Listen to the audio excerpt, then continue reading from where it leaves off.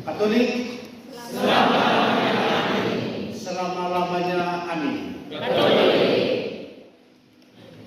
Perutusan Yesus sebagaimana dikisahkan oleh penginjil pada hari ini sebenarnya terjadi setelah Yesus ditolak sebagai akamsi. Kalau kita membaca teks perikop penginjil hari ini, sebelumnya Yesus sebagai akamsi ditolak. Yesus ditolak di tanah kelahirannya sendiri, di kampung halamannya sendiri. Atau itu juga sambungan dari bacaan minggu lalu. Penolakan Yesus ini tidak membuat Yesus langsung putus asa. Saya ditolak di kampung, lebih baik saya berhenti. Tidak. Sekalipun Yesus ditolak sebagai akamsi di kampung halamannya sendiri, ia tidak pernah berhenti. Ia malah terus gigih berjuang untuk tetap mewartakan kerajaan Allah. Karena itu ada strategi baru yang dilakukan oleh Yesus sebagai akamsi yang merasa diri ditolak. Strategi yang dipakai oleh Yesus adalah mengumpulkan ke-12 murid. Atau kalau kita baca dalam Injil sinoptik yang lain itu 70. Kemudian mereka diutus pergi berdua-dua. Kalau penginjil Markus pada hari ini mengambil 12 murid, penekanan pada 12 murid itu. Mereka diutus pergi berapa? Berdua-dua.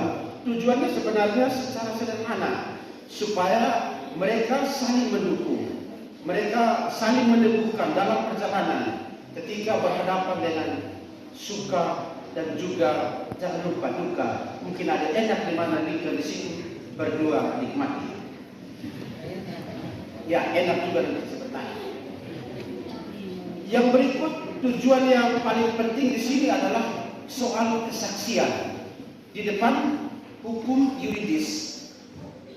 Kesaksian satu orang yang palsu, walaupun itu benar, ya, mesti ada saksi. Kesaksian 2-3 orang atas satu peristiwa itu dibenarkan di hadapan hukum. Kalau kita pergi ke pengadilan, biar benar. Lu sendiri orang sontak, bukti sudah buat. Padahal yang benar. Semakin banyak bukti, semakin benar. Padahal bukti-bukti palsu bisa terjadi. Lebih persoalan lain. Syarat-syarat perutusan, syarat pokok perutusan Yesus, sebagaimana kita dengarkan hari ini, tidak bawa apa-apa. Saya pikir cuma saja minum, kemudian mana lagi? Kefa untuk kembali ke sini, Widi Pono. Saya ada beberapa kian. Sementara ini Yesus pergi berhari-hari, jangan membawa apa-apa. Tadi Pater Karli sudah jelaskan secara baik, ya. Fokus utama agar mereka tidak kehilangan fokus utama atau fokus mereka pada tugas dan perutusan yang diberikan Yesus kepada mereka. Karena itu yang dibutuhkan bukan soal harta-harta dunia. Yang dibutuhkan, ada tulis kata tadi malam itu apa? Damai.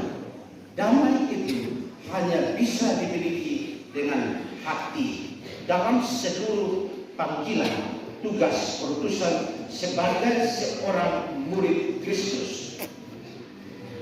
Perutusan Yesus disertai dengan kuasa.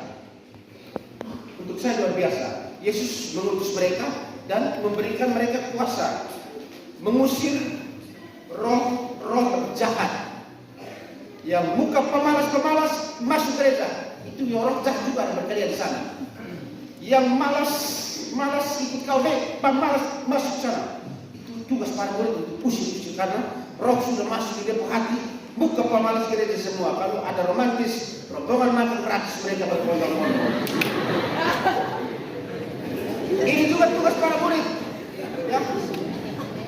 Menyembuhkan segala jenis penyakit dan penderitaan dan mewartakan pertobatan. Ada penyakit menular, ya. Penyakit menular sebentar nanti kita lihat sebentar konteksnya, ya. penyakit menular ini penyakit tidak di gereja, penyakit tidak banyak bapak-bapak. Ini menular yang tidak tahu sampai berapa generasi nanti akan habis. Baik, karena itu tujuan dari seluruh pewartaan atau perutusan para murid hari ini sebenarnya untuk keselamatan. Seluruh tugas kita, panggilan kita pertama-tama orang harus selamat. Lalu orang praktek apa saja, orang tidak selamat buang di got. Ya, praktek apa saja yang membuat orang lain terbelenggu, mengalami penderitaan, duka lebih banyak. Atau yang Mas Datang bilang, pusat tumpah itu sebuah di sana, darah ada di tumpah, pusat itu kubi, tidak ada buat. Ini bukan membawa keselamatan, tapi penderitaan. Ini bukan, ini orang cari kuasa, bukan macam kuasa. Antoni, ini macam kurang semangat. Antoni, semangat saja, semua bisa berjam-jam juga. Antoni,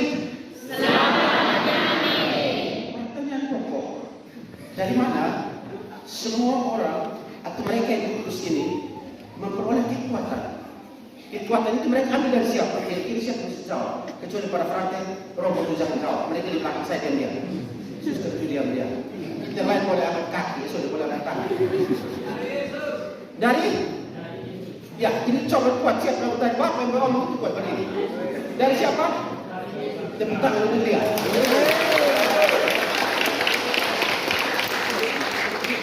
Kekuatan pertama dan terutama para murid harus dari Yesus. Karena itu bukannya dari Yesus dan dia ini Yesus kekuatan selesai. Para murid mereka dituntut supaya pertama mereka harus kenal siapa itu. Harus kenal dulu. Kalau tidak kenal agak berat.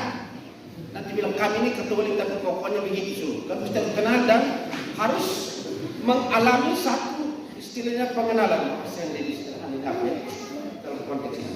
Ya, mengalami kebaikan-kebaikan Allah dalam seluruh peristiwa hidup harian mereka sebagai orang-orang yang terpanggil, sehingga tugas tadi untuk usir setan-setan yang setan-setan semua masuk di bangku-bangku yang di gereja, kemudian yang setan-setan yang masuk di atuin amal yang tidak di gereja itu tutup beda sedikit setan pada dalam dia. Itu setan keras, jadi terus di sana. Mereka dituntut pertama-tama taat. Ketaatan itu juga bukan saya taat selesai.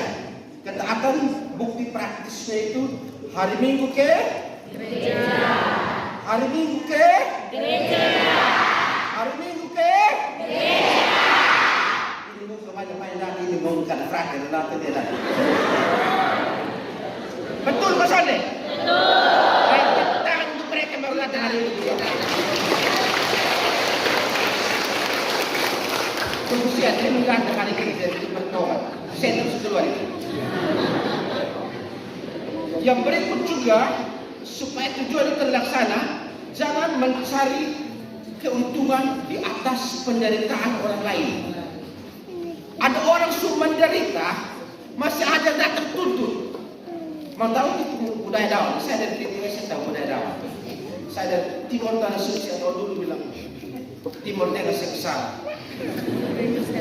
Mau tahu yang kita membawa pada itu apa?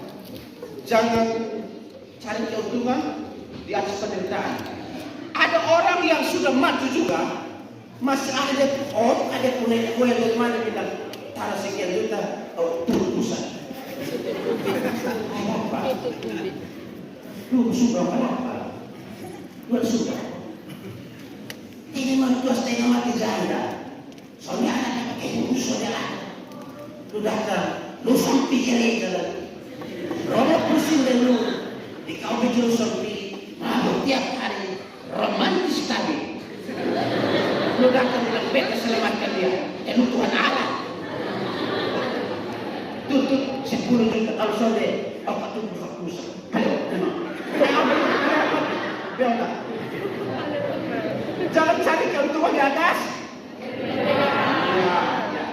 Surat Rasul Paulus kepada umat di Efesus sebagaimana dikisahkan dalam bacaan kedua hari ini itu membuat persamaan. Tidak ada lu Yahudi, lu Yunani, lu Soe, lu Kefa, lu Polo, lu Winnie, lu Flores, bukan Flores semua itu.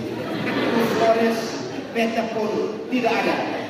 Semua yang ada itu adalah berkat sakramen permandian kita disatukan sebagai anak Allah. Dari situ kita diberi 3 tugas. Menjadi apa? Perutusan. 3 tugas. Kita semua dipermandikan, toh? Ya, Anda dipermandikan, Anda dapat tugas apa sebagai apa dan apa. Kalau tidak ada saya minta romo kita bubar saja. Karena ini permandian sedang tahu tidak mau sebedis. Yang nggak sesepermandian dong tahu dong mau sebedis. Mewartakan, menguduskan. Ya, apa lagi? Tugas apa? Nabi, imam dan ya, tugas Nabi itu buat apa Nabi itu? Mewartakan, Imam, menguduskan. kudus dong. Imam Nabi dan raja buat apa? Melayani. Ya, melayani. Atau memimpin, melayani, menguruskan. Menguruskan itu kurus sedikit-sedikit dulu Bapak. Sebelum menguruskan orang lain, tumpah, pusat, tutup mungkin, tumpah semua ke sana, menguruskan diri sendiri, baru menguruskan orang lain. Ya. Sehingga para murid diutus ke sana berdua-dua juga untuk mempersatukan, membawa sekali lagi tadi malam bilang apa? Damai. Ada orang yang tidak mau damai, dia bukan anak Allah. Dia sudah melanggar 3 tugas permandian ini. Jadi kalau dia rapat dia bilang, beta yang kasih laki lu mana beta selama ini, tanya dia, oh mesti di gereja belum? Kalau dia pernah pergi gereja, buangnya di gol. Katolik. Selama-lamanya amin. Belum pada sini. Katolik. Selama-lamanya amin. Selama-lamanya amin. Katolik.